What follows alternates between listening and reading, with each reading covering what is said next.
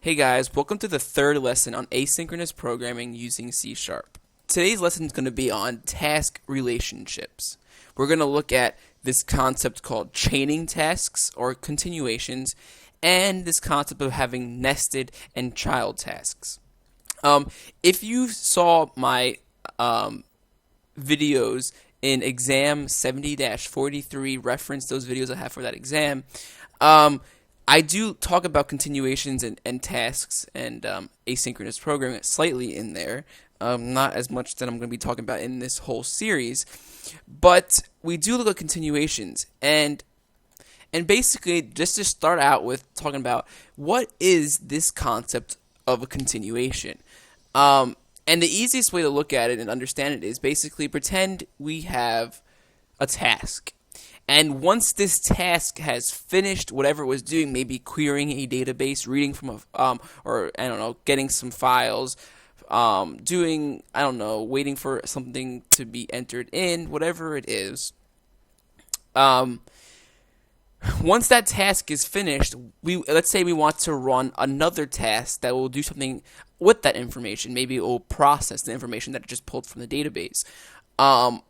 That may be a candidate for continuations. And basically what a continuation is, it's a task that runs when another task has finished. So if I have a task and I hook up a continuation, once that task has finished, then the other task will run the continuation. Now the cool thing with continuations, I could add some kind of conditions to it, saying, only run this continuation if the first task ran to, the whole way, it was successful. Or I can say only run this continuation if the first task faulted and there was a problem. So we'll look at both of those here in a second, but yeah, that's what a continuation is. A continuation is just a task that runs after another one. And there are many reasons why you would want to use a continuation. The most popular is if I'm having a task, an IO-based task, and once I get the information from whatever, so let's say I'm getting the information from a database. Once I have that information, I want to process it once that's done, so I can hook up a continuation, and then that will be processed on the continuation instead of I could have maybe put the processing into the same task, but then we may have a problem making that task sit there idle because it's waiting for the I/O, the input or the output from wherever it's getting its information, maybe a database. So that's the reason why I would maybe want a continuation, because I don't want that thread to sit there idle. I want it to be reused while we're doing that waiting. But that's kind of complex. So anyway, let's look at a basic example of a continuation, having a task and then another task start after that. I'm not going to actually make any examples that are really practical, but we're just going to look at what it looks like to create a continuation. So let's start off by creating a task that returns an int, and I'm going to call it first task. And I'm going to say it's equal to task.factory.startNew. And then inside of my action, I'm going to say, hold on.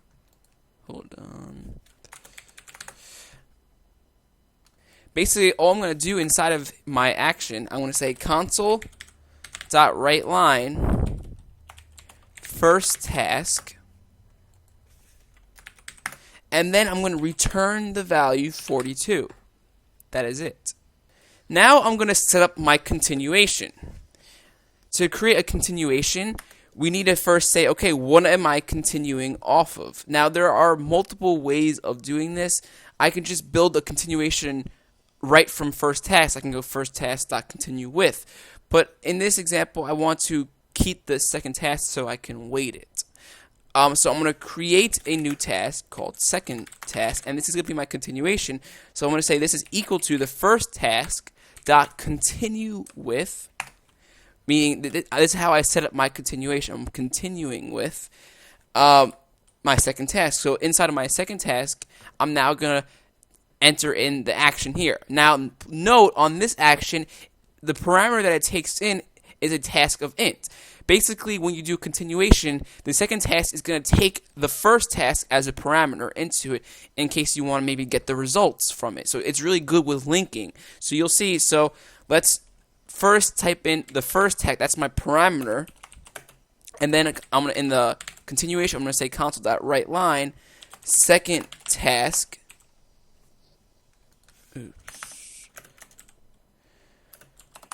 first task returned, and I want to print the value that was returned from the first task. So to do that, I have this first task, which represents the first task passed through the continuation, and I'm going to get the result, because I returned 42.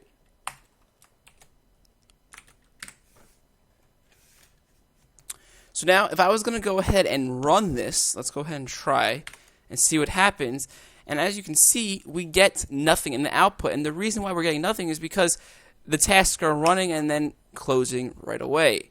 So what do we have to do? We have to add a wait to my second task to keep it to wait before the program ends. So now we get some output. So we see where the first task ran, and then the continuation kicked in once that was finished, and then the continuation used the value of the 42 that it got from the first task into the second task. So you can see that because it got the value 42, it has to wait for the first task to finish first. So this is the continuation. The second task is going off once the first task has finished. So now let's add in some conditions like I was talking about. Let's add in a condition to make for this one to only run if the first one ran to completion. So let's say we'll put a little comma here, and now I can supply a task continuation option, and I'm going to say only ran to completion. So now the second task will only go off if the first task runs to completion. Let's go ahead and do that. So, and it works. Even with this condition in, the first one, it still works. And the reason is because the first task is running to completion.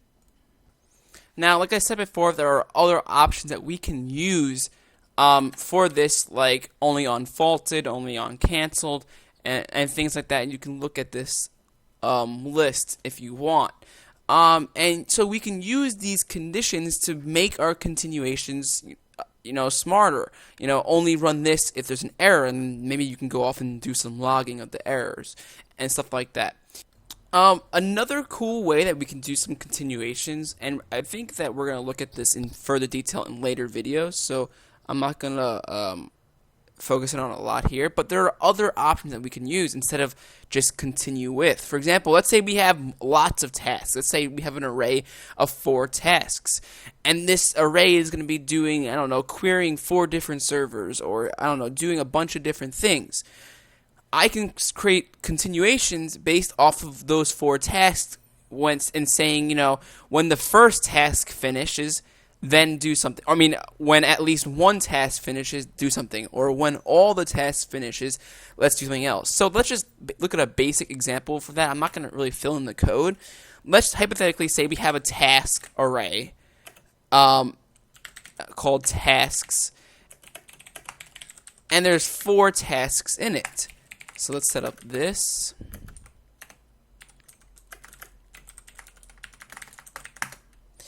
And then inside of it, we're just going to start up the tasks. So to say tasks, sub I equals task.factory start new.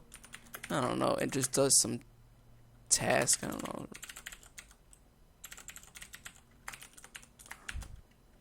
Mine is just sleeping.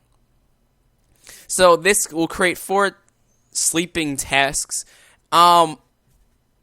So now the cool part of this, I can set up a continuation for all of these tasks once certain things happen. So for example, if I say test.factory continue when all.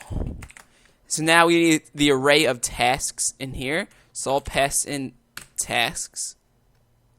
And now we need the action of what happens. So I'll say T is our tasks.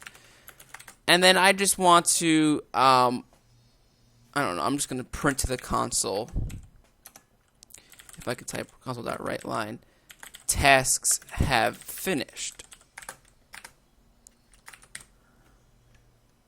So, and to finish this off, I'm going to add in a little console.readLine. I just want to keep everything alive before these tasks finish. I could use this. I could use this console.readLine in the last example when we were looking at the continuation options, unfaulted and stuff like that. I would use this over the wait function because the wait would throw an error in that situation. I would use this to keep the program running. That's all I want to do with this console.readLine. I want to keep the program running to let everything finish. In a GUI application, we wouldn't have to worry about this really. So let's go ahead and run this, and we can see tasks have finished. So with this continue and all, it waits for all the tasks in this array to finish before it does something. And then obviously we can use those tasks and we can get the results from those tasks and do anything we want. There's also continue when any. This is similar, but except instead of waiting for all the tasks to finish, it only waits for one task.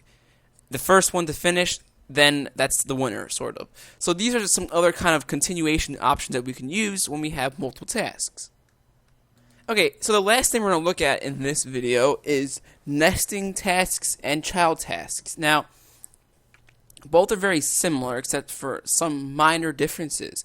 Now, basically, nesting a task means creating a task and then inside of that task, creating another task. We are nesting the tasks. Same thing as maybe nesting if statements. Now, let's go ahead and make this example. Let's say task.factory start new. And then inside of here, we're going to create another task called nested. And that will be equal to task.factory dot start new console.writeLine nested.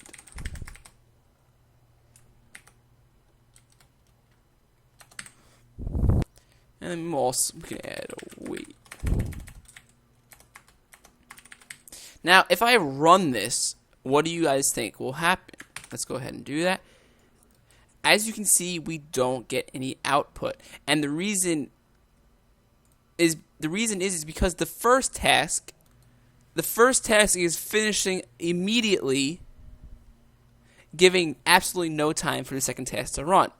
So there's no, I mean, it's possible, but most likely it's the nested task is never going to run. So one way we can fix this is by making it into a child task. And the difference between a child and a nested, if I make the nested this right now a child task instead, the child task will force the parent task to wait until the child task is finished. So let's go ahead and make this child. And to make it a child task, we just add a task creation option like we did before. And there is an argument called attached to parent, and that will make it a child task. So if I do attached to parent, now if we run it, as you can see, we get that call to nested now. So all we did, we attached it as a child, and now the parent will wait until the child task is done. Now, besides just making it wait like that, it also has an effect on exception handling. Any unhandled exception that comes from the child task is then now pushed to the parent task. And obviously, they'll have to go, the parent task will have to handle that. And there are ways for that to happen using exception handling. And the child's exceptions will be all added into this aggregate exception, which is basically just a group of exceptions. And I didn't make a video on that. I was thinking about doing it or not. But basically, with that exception, it's a group of all the exceptions that are all together, maybe through children, through multiple, whatever. And using that, there's ways that you can iterate over that to get all the exceptions. And there's also a flatten function built into that you can use to get all the exceptions. So that's it for this lesson. All I wanted to look at is the basics of continuations, and this concept of nesting and child tasks. Now, using these tools, you can do a lot of things.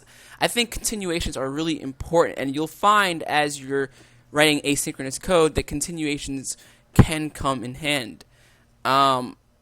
They are pretty cool. So yeah, that's it for this lesson. In the next lesson, so this was just basics with tasks. There are some things I didn't cover, like cancellation of tasks and progress of tasks. What else? Things like that I didn't really cover, and this was just this and the last video were the basics on tasks. We will look at tasks in more detail later on, but if you do want to see cancellation of tasks, progress of tasks, I'm thinking what else I skipped over. I can do that. So now that we got the basics of tasks out of the way, starting in the next videos and from there on, we're going to look at, well, the next videos we're going to start looking at basic thread safety. So if you're new to this whole kind of concept of asynchronous coding, multi-threading programming, we have to manage thread safety. And what that means is we can't have threads, multiple threads, trying to get at resources that are shared. Basically, we could have problems. For example, let's say we're iterating over some kind of collection, and we have multiple threads adding things to it, removing things from it. We will run into problems. So